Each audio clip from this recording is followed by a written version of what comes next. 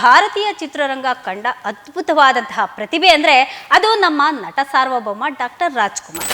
ಭಿನ್ನ ವಿಭಿನ್ನ ಪಾತ್ರಗಳಲ್ಲಿ ನಟಿಸಿ ಪ್ರೇಕ್ಷಕರನ್ನ ರಂಜಿಸಿದ್ರು. ನಟನೆ ವಿಚಾರಕ್ಕೆ ಬಂದರೆ ಭಾರತದ ಮತ್ಯಾವುದೇ ಕಲಾವಿದ ಅಣ್ಣವರ ಸರಿಸಮಕ್ಕೆ ಬರೋದಕ್ಕೆ ಸಾಧ್ಯನೇ ಇಲ್ಲ. ಡಾಕ್ಟರ್ ರಾಜ್ಕುಮಾರ್ ಕಾಲಾವಧಿಯಲ್ಲೇ ತೆಲುಗು ನಟ NTR ಕೂಡ ಚಿತ್ರರಂಗದಲ್ಲಿ ಮೆರೆದಂತವರು. ಅಣ್ಣವರ ರೀತಿ ರಂಗಭೂಮಿ ಹಿನ್ನೆಲೆಯಿಂದ ಬಂದಿದ್ದಂತಹ ನಂದಮೂರಿ ತಾರಕ ರಾಮರಾವ್ ಅವರು ಅದ್ಭುತವಾದಂತಹ ಕಲಾವಿದ. ವಿಶ್ವವಿಖ್ಯಾತ ನಟ ಸಾರ್ವಭೌಮ ಎಂದೇ ಅಭಿಮಾನಿಗಳು ಬಿರುದನ್ನ ಸಹ ಕೊಟ್ಟಿದ್ರು. ಖುದ್ದು NTR ಅವರು ನಮ್ಮ ಅಣ್ಣವರ ನಟನೆಗೆ ಮಾರು ಹೋಗಿದ್ರು. ರಾಜ್ಕುಮಾರ್ ಅವರನ್ನ ನಾ ತಮ್ಮಡು ಅಂತ NTR ಅವರು ಕರೀತಾ ಇದ್ರು. ಹಲೋ ನಮಸ್ಕಾರ, ಸ್ಪೀಡ್ ಫಿಲ್ಮಿ ಸುದ್ದಿಗೆ ಸ್ವಾಗತ. ನಾನು ಸುನಂದ ಅನ್ಸೂಯ. ಭಾರತೀಯ ಚಿತ್ರರಂಗ ಕಂಡ ಅದ್ಭುತವಾದಂತಹ ಪ್ರತಿಭೆ ಅಂದ್ರೆ ಅದು ನಮ್ಮ ನಟ ಸಾರ್ವಭೌಮ ಡಾಕ್ಟರ್ ರಾಜ್ಕುಮಾರ್. ಭಿನ್ನ ವಿಭಿನ್ನ ಪಾತ್ರಗಳಲ್ಲಿ ನಟಿಸಿ ಪ್ರೇಕ್ಷಕರನ್ನ ರಂಜಿಸಿದ್ರು. ನಟನೆ ವಿಚಾರಕ್ಕೆ ಬಂದ್ರೆ ಭಾರತದ ಮತ್ಯಾವುದೇ ಕಲಾವಿದ ಅಣ್ಣವರ ಸರಿಸಮಕ್ಕೆ ಬರೋದಕ್ಕೆ ಸಾಧ್ಯನೇ ಇಲ್ಲ. ಅದೇ ರೀತಿ ಅತಿಶಯೋಕ್ತಿ ಆಗೋದು ಸಹ ಇಲ್ಲ. ಡಾಕ್ಟರ್ ರಾಜ್ಕುಮಾರ್ ಕಾಲಾವಧಿಯಲ್ಲೇ ತೆಲುಗು ನಟ NTR ಕೂಡ ಚಿತ್ರರಂಗದಲ್ಲಿ ಮೆರೆದಂತವರು. ಅಣ್ಣವರ ರೀತಿ ರಂಗಭೂಮಿ ಹಿನ್ನೆಲೆಯಿಂದ ಬಂದಿದ್ದಂತಹ ನಂದಮೂರಿ ತಾರಕ ರಾಮರಾವ್ ಅವರು ಅದ್ಭುತವಾದಂತಹ ಕಲಾವಿದ. ಪೌರಾಣಿಕ, ಐತಿಹಾಸಿಕ, ಸಾಮಾಜಿಕ ಪಾತ್ರಗಳನ್ನ ಮಾಡೋದ್ರಲ್ಲಿ ಯಾರಿಗಿಂತ ಯಾರು ಕಮ್ಮಿ ಇರಲಿಲ್ಲ. ವಿಶ್ವವಿಖ್ಯಾತ ನಟ ಸಾರ್ವಭೌಮ ಎಂದೇ ಅಭಿಮಾನಿಗಳು ಬಿರುದನ್ನ ಸಹ ಕೊಟ್ಟಿದ್ರು. ಅವರ ಪ್ರತಿಭೆ ಬಗ್ಗೆ ಎರಡು ಮಾತಿಲ್ಲ. ಆದ್ರೆ ಖುದ್ದು NTR ಅವರು ನಮ್ಮ ಅಣ್ಣವರ ನಟನೆಗೆ ಮಾರು ಹೋಗಿದ್ರು. ರಾಜ್ಕುಮಾರ್ ಸರಿಸಮನಾಗಿ ನಟಿಸೋಕೆ ನನ್ನಿಂದ ಸಾಧ್ಯನೇ ಆಗೋದಿಲ್ಲ ಅಂತ ಹೇಳಿದ್ರು. ಇನ್ನು ಇವರಿಬ್ಬರ ನಡುವೆ ಆತ್ಮೀಯ ಒಡನಾಟ ಕೂಡ ಇತ್ತು. ರಾಜ್ಕುಮಾರ್ ಅವರನ್ನ ನಾ ತಮ್ಮಡು ಅಂತ NTR ಅವರು ಕರೀತಾ ಇದ್ರು. ಆರಂಭದಲ್ಲಿ ಒಂದಷ್ಟು ಸಿನಿಮಾಗಳನ್ನ ಇಬ್ರು ಸಹ ಒಟ್ಟೊಟ್ಟಿಗೆ ನಟನೆ ಮಾಡಿದ್ರು. ಅಂದ್ರೆ ಏಕಕಾಲಕ್ಕೆ ಒಂದೇ ಕಥೆಯಲ್ಲಿ ಇತ್ತ ಅಣ್ಣವರು ಅತ್ತ NTR ಅವರು ಅಭಿನಯ ಮಾಡ್ತಾ ಇದ್ರು. ಹೆಚ್ಚು ಕಡಿಮೆ ಒಂದೇ ಸಮಯಕ್ಕೆ ಸಿನಿಮಾಗಳು ಸಹ ಬಿಡುಗಡೆ ಆಗ್ತಿರ್ಲಿಲ್ಲ. ಸತ್ಯ ಹರಿಶ್ಚಂದ್ರ ಬಳಿಕ ಇದಕ್ಕೆ ಬ್ರೇಕ್ ಬಿದ್ದಿತ್ತು. ಆಗ ಮದ್ರಾಸ್ ಸ್ಟುಡಿಯೋಗಳಲ್ಲಿ ಸಿನಿಮಾ ಚಿತ್ರೀಕರಣ ನಡೀತಾ ಇತ್ತು. ಎರಡು ಚಿತ್ರಕ್ಕೆ ಒಂದೇ ಸೆಟ್ಟು ಸಹ ಕಲಾವಿದರನ್ನು ಸಹ ಬಳಸ್ಕೊಳ್ತಾ ಇದ್ರು. ಹಗಲಿನ ಸಮಯದಲ್ಲಿ ತೆಲುಗು ಸಿನಿಮಾ ಚಿತ್ರೀಕರಣ ನಡೆದ್ರೆ ರಾತ್ರಿ ಸಮಯದಲ್ಲಿ ಅಲ್ಲೇ ಕನ್ನಡ ಸಿನಿಮಾ ಸೆರೆ ಹಿಡಿಯಲಾಗ್ತಿತ್ತು. ಹಾಗಾಗಿ ಅಣ್ಣವರು NTR ಪದೇ ಪದೇ ಭೇಟಿ ಮಾಡ್ತಿದ್ರು. ಇಬ್ಬರ ನಡುವೆ ಆತ್ಮೀಯ ಒಡನಾಟ ಕೂಡ ಬೆಳೆದಿತ್ತು. ವಯಸ್ಸಿನಲ್ಲಿ ರಾಜ್ಕುಮಾರ್ ಅವರಿಗಿಂತ NTR ಅವರು ಹಿರಿಯರು. ಅಷ್ಟೇ ಅಲ್ಲ, ಅಣ್ಣವ್ರಿಗಿಂತ ಮೊದಲೇ ರಾಮರಾವ್ ಚಿತ್ರರಂಗಕ್ಕೆ ಬಂದಿದ್ರು.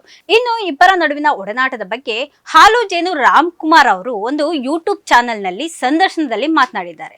ಅದೊಮ್ಮೆ NTR ಅವರ ಪರ ಅಣ್ಣವರು ಮಾತನಾಡಿದ್ದಕ್ಕೆ ವ್ಯಕ್ತಿಯೊಬ್ಬ ವೇದಿಕೆಯಲ್ಲೇ ಅಣ್ಣವರ ಕುತ್ತಿಗೆ ಪಟ್ಟಿಯನ್ನ ಹಿಡಿದುಕೊಂಡಿದ್ದಂತಹ ಘಟನೆ ನಡೆದಿತ್ತು ಅಂತ ಮೆಲುಕು ಹಾಕಿದ್ದಾರೆ. ಭೂ ಕೈಲಾಸ ಚಿತ್ರ ಚಿತ್ರೀಕರಣದ ವೇಳೆ ಅಣ್ಣವರ ಹಾಗೂ NTR ಮೊದಲಿಗೆ ಭೇಟಿಯಾಗಿದ್ರು. ಅದಕ್ಕೂ ಮುನ್ನ ಬೇಡರ ಕಣ್ಣಪ್ಪ ಸಿನಿಮಾ ತೆಲುಗಿಗೆ ರೀಮೇಕ್ ಆಗ್ತಿದ್ದಾಗ ಒಮ್ಮೆ ರಾಮರಾವ್ ಅವರು ಸೆಟ್ಗೆ ಭೇಟಿ ನೀಡಿದ್ರಂತೆ. ಇನ್ನು ಭೂ ಕೈಲಾಸ ಚಿತ್ರದಲ್ಲಿ NTR ಅವರಿಗಿಂತ ಅಣ್ಣವರ ನಟನೆಗೆ ಮೆಚ್ಚುಗೆ ವ್ಯಕ್ತ ಆಗಿತ್ತು. ಇದು ರಾಮರಾವ್ ಅವರಿಗೂ ಸಹ ಗೊತ್ತಾಗಿ ಗಾಳಿ ಗೋಪುರ ಚಿತ್ರೀಕರಣದ ವೇಳೆ ನಾನು ಕನ್ನಡ ಸಿನಿಮಾ ಚಿತ್ರೀಕರಣ ನೋಡಿ ಸ್ಫೂರ್ತಿ ಪಡೆಯುತ್ತೀನಿ ಅಂತ NTR ಅವರು ಹೇಳಿದ್ರಂತೆ. ಈ ವಿಚಾರವನ್ನ ಹಾಲು ಜೇನು ರಾಮ್ಕುಮಾರ್ ಅವರು ತಿಳಿಸಿದ್ದಾರೆ. ಗಾಳಿ ಗೋಪುರ ಸಿನಿಮಾ ಕನ್ನಡ ಹಾಗೂ ತೆಲುಗಿನಲ್ಲಿ ಏಕಕಾಲಕ್ಕೆ ತೆರೆಗೆ ಬಂದಿತ್ತು. NTR ಮೊದಲು ನಾನು ರಾಜ್ಕುಮಾರ್ ಅಭಿನಯ ನೋಡಿ ನಂತರ ನಾನ್ ನಟನೆ ಮಾಡ್ತೇನೆ ಅಂತ ಪಂತುಲು ಬಳಿ ಹೇಳಿದ್ರಂತೆ. ಅವರಿಗೆ ಅದು ಹೇಳಿದ್ದು ಅವರಿಗೆ ಅಚ್ಚರಿ ಕೂಡ ತಂದಿತ್ತಂತೆ. ಈ ಬಗ್ಗೆ ಸಹಾಯಕರಾಗಿದ್ದಂತಹ ಪುಟ್ಟಣ್ಣ ಕಣ್ಗಾಲ್ ಬಳಿಕ ಪಂತುಲು ಮಾತನಾಡಿದರಂತೆ. ನಮ್ಮ ನಟನ ಪ್ರತಿಭೆ ಬಗ್ಗೆ ನಮ್ಮವ್ರಿಗೆ ಗೊತ್ತಿಲ್ಲ ಅಂತ ಹೇಳಿದ್ರಂತೆ. ಸಾಕು ಮಗಳು ಚಿತ್ರದಲ್ಲಿ ಕೂಡ ಚಿತ್ರವನ್ನ ಕೂಡ ಇದೇ ರೀತಿ ಕನ್ನಡ ಹಾಗೂ ತೆಲುಗಿನಲ್ಲಿ ನಿರ್ಮಾಣ ಮಾಡಲಾಗಿತ್ತು. ಅಣ್ಣವರು ಈ ಚಿತ್ರದಲ್ಲಿ ನಟಿ ಕಲ್ಪನಾ ಅವರ ಕಾಲಿಗೆ ಬೀಳುವಂತಹ ಸನ್ನಿವೇಶ ಇತ್ತು. ಈ ರೀತಿ ಬೇಕು ಎಂದು ಪುಟ್ಟಣ್ಣ ಹೇಳಿದ್ರೆ ಪಂತುಲು ಅವರು ಬೇಡ ಅಂತಿದ್ರಂತೆ. ಕೊನೆಗೆ ವಿಷಯ ಗೊತ್ತಾಗಿ ಪುಟ್ಟಣ್ಣ ಹೇಳೋದು ಸರಿ ಅಂತ ರಾಜ್ಕುಮಾರ್ ಅವರು ಆ ದೃಶ್ಯದಲ್ಲಿ ನಟನೆ ಮಾಡಿದ್ರಂತೆ. ಇದೇ ಸನ್ನಿವೇಶವನ್ನ ತೆಲುಗಿನಲ್ಲಿ NTR ನಟಿಸೋದಕ್ಕೆ ನಿರಾಕರಣೆ ಮಾಡಿದ್ರಂತೆ. ನಿನ್ನೆ ರಾಜ್ಕುಮಾರ್ ಅವರು ಈ ಸನ್ನಿವೇಶದಲ್ಲಿ ನಟನೆ ಮಾಡಿದ್ದಾರೆ. ನೀವು ಮಾಡಿದ್ರು ಚೆನ್ನಾಗಿರುತ್ತೆ ಅಂತ ಸಹ ನಿರ್ದೇಶಕರಾಗಿದ್ದಂತಹ ಪುಟ್ಟಣ್ಣ ಕಣ್ಗಾಲ್ ಹೋಗಿ NTR ಅವರ ಬಳಿ ಹೇಳಿದ್ರಂತೆ. ಹೌದಾ, ರಾಜ್ಕುಮಾರ್ ನಟಿಸಿದ್ರ? ಅವರು ಗ್ರೇಟ್, ನಾನು ಗ್ರೇಟ್ ಅಲ್ಲ ಅಂತ NTR ಅವರು ಹೇಳಿದ್ದಾರೆ. ವಾಲ್ಮೀಕಿ ಚಿತ್ರವನ್ನ ಕೂಡ 2 ಭಾಷೆಗಳಲ್ಲಿ ಒಟ್ಟಿಗೆ ನಿರ್ಮಾಣ ಮಾಡಿದ್ರು. ಅಣ್ಣವರು ಕಾಟನ್ ಪಂಚೆ ಕೇಳಿ ಧರಿಸಿ ನಟಿಸಿದ್ರಂತೆ. NTR ಅವರು ಮಾತ್ರ ಸಿಲ್ಕ್ ಪಂಚೆನೇ ಬೇಕು ಅಂತ ಕೇಳಿದ್ರಂತೆ. ವೀರಕೇಸರಿ ಕೂಡ ಒಟ್ಟೊಟ್ಟಿಗೆ NTR ಹಾಗೂ ರಾಜ್ಕುಮಾರ್ ನಟನೆ ಮಾಡಿದಂತಹ ಸಿನಿಮಾ. ಈ ಚಿತ್ರದ ಬಳಿಕ ಸ್ವತಃ ನಿರ್ದೇಶಕ ವಿಠಲಾಚಾರ್ಯ ನನಗೆ ತೆಲುಗಿಗಿಂತ ಕನ್ನಡ ಸಿನಿಮಾ ಇಷ್ಟ ಆಯ್ತು, ಕಾರಣ ರಾಜ್ಕುಮಾರ್ ಅವರ ನಟನೆ ನನಗೆ ತುಂಬಾ ಇಷ್ಟ ಆಯ್ತು ಅಂತ ಬಹಿರಂಗವಾಗಿ NTR ಅವರ ಪಕ್ಕದಲ್ಲೇ ಕೂತ್ಕೊಂಡು ಹೇಳಿದ್ದಾರೆ. ಇದಕ್ಕೆ NTR ಕೂಡ ಏನು ಹೇಳದೆ ಒಪ್ಕೊಂಡಿದ್ದಾರೆ ಎನ್ನಲಾಗ್ತಿದೆ. ಸತ್ಯ ಹರಿಶ್ಚಂದ್ರ ಚಿತ್ರದಲ್ಲಿ ರಾಜ್ಕುಮಾರ್ ನಟನೆ ಅದ್ಭುತವಾಗಿತ್ತು. ತೆಲುಗಿನಲ್ಲಿ NTR ನಟನೆ ಅದಕ್ಕೆ ಸರಿಸಮವಾಗಿ ಇಲ್ಲ ಅನ್ನೋ ಮಾತುಗಳು ಸಹ ಕೇಳಿ ಬಂದಿತ್ತು. ಇದೇ ಕಾರಣಕ್ಕೆ ಮುಂದೆ ಏಕಕಾಲದಲ್ಲಿ 2 ಸಿನಿಮಾ ನಿರ್ಮಾಣ ಬೇಡ ಅಂತ NTR ಅವರು ನಿರ್ಧಾರ ಮಾಡಿದ್ರಂತೆ. ಒಮ್ಮೆ NTR ಮನೆಗೆ ರಾಜ್ಕುಮಾರ್ ಅವರನ್ನ ಊಟಕ್ಕೆ ಆಹ್ವಾನ ಮಾಡಿದ್ರು. ರಾತ್ರಿ 10 ಗಂಟೆಗೆ ರಾಮರಾವ್ ಊಟ ಮಾಡಿ ಮಲಗುವಂತಹ ಅಭ್ಯಾಸ ಇತ್ತು. 12 ಗಂಟೆ ವೇಳೆಗೆ ಹೋಗೋಣ ಎಂದಾಗ ನಾಗೇಶ್ವರ ರಾವ್ ಅವರು ಬೇಡ ಅಂತ ಹೇಳಿದ್ರಂತೆ. ಪರವಾಗಿಲ್ಲ, ನಾನು ಕ್ಷಮೆ ಕೇಳ್ತೇನೆ ಅಂತ ರಾಜ್ಕುಮಾರ್ ಹೋಗಿದ್ರಂತೆ. NTR ಕಾರ್ಯಕ್ರಮದ ಬಗ್ಗೆ ಗೊತ್ತಿದ್ರಂತೆ. ಇದೇ ಸಮಯಕ್ಕೆ ಆ ಕಾರ್ಯಕ್ರಮ ಆಯೋಜನೆ ಮಾಡ್ಬೇಕಿತ್ತಾ ಅಂತ ಆಯೋಜಕರನ್ನ ಬೈದ್ಕೊಂಡಿದ್ರು. NTR ಅವರ ನಟನೆಯ ಲವಕುಶ ಸಿನಿಮಾ ಬೆಂಗಳೂರಿನಲ್ಲಿ ಬಿಡುಗಡೆಯಾಗಿದ್ದಾಗ ಪೋಸ್ಟರ್ಗಳಲ್ಲಿ NTR ಮುಖಕ್ಕೆ ಕೆಲವರು ಸಗಣಿಯನ್ನ ಮೆತ್ತಿದ್ರಂತೆ. ಬೆಂಗಳೂರಿಗೆ ಬಂದಾಗ NTR ಇದನ್ನ ನೋಡಿ ಬೇಸರಗೊಂಡಿದ್ರಂತೆ.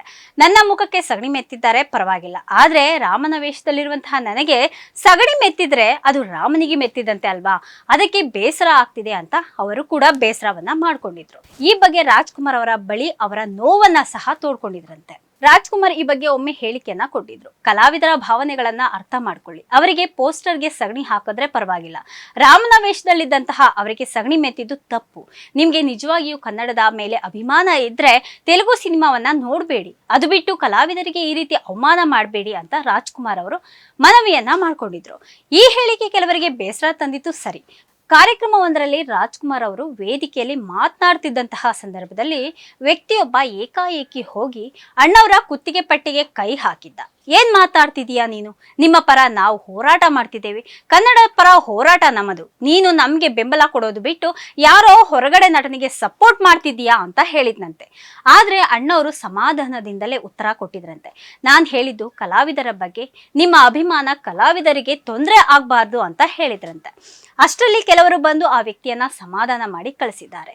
ಆ ಘಟನೆಯನ್ನ ಹಾಲು ಜೇನು ರಾಮ್ಕುಮಾರ್ ಅವರು ವಿವರವಾಗಿ ಹೇಳಿದ್ದಾರೆ. ಇದಾಗಿತ್ತು ಇವತ್ತಿನ ವಿಶೇಷ. ನಿರಂತರ ಸುದ್ದಿಗಾಗಿ ನೋಡ್ತಾರೆ ಸ್ಪೀಡ್ ಫಿಲ್ಮಿ ಕನ್ನಡ. ಸುದ್ದಿ ನಿಮ್ಮದು, ವೇಗ ನಮ್ಮದು. ಹೆಚ್ಚಿನ ಸುದ್ದಿಗಳಿಗಾಗಿ ನಮ್ಮ ಚಾನೆಲ್ನ ಸಬ್ಸ್ಕ್ರೈಬ್ ಮಾಡಿ.